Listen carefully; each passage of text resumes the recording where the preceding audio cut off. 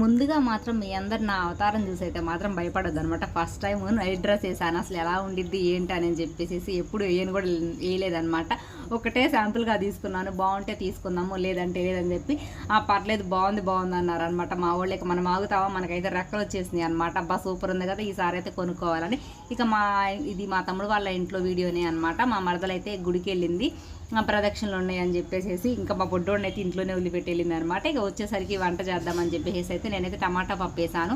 ఆకుకూరలు ఇవి తెచ్చింది కానీ కూరగాయలు అవన్నీ చేస్తే మా పిల్లలేమో ఆకుకూర వద్దని చెప్పారనమాట. ఇక మా అమ్మ ఏమో ఇంకొకరికున్న హ్యాండిల్ అయితే వేడిగా ఉన్నప్పుడే ఓపెన్ చేసిందంట, అది కాస్త ఇరిగి పక్కన పడిందనమాట. ఇక నిజంగా అయితే ఇక్కడ ఈ ఊర్లో ఆకుకూరలు ఇవి చూస్తే నాకు చాలా కొంచెం విచిత్రంగా ఉండిద్ది అనమాట. ఎందుకంటే చిన్ని కట్టలేనమాట, 10కి 3, 4 అట్లా ఇస్తారు. ఇక కొత్తిమీర అయితే 10 రూపాయలు అంట. అసలు ఇవి చూస్తుంటే బుల్లిగా బలి ముచ్చటేసాయి. ఇక మా తమ్ముడైతే మాత్రం మా కోసం అయితే మామిడికాయలు తీసుకుని వచ్చాడు అనమాట. నిజంగా చూడటానికి అయితే అసలు ఎంత బాగున్నాయో కానీ కోస్తే మాత్రం అసలు అన్నిటి నిండా పురుగులే అనమాట. అసలు వేస్ట్గా పోయాయి అనమాట. చేద్దాకా వచ్చింది, నోడి దాకా అయితే రాలేదు. నిజంగా ఇప్పుడే అనమాట నేను మామిడికాయ తింటాం. ఇక ఈ సమ్మర్ వచ్చిన దగ్గర నుంచి అయితే తినలేదు.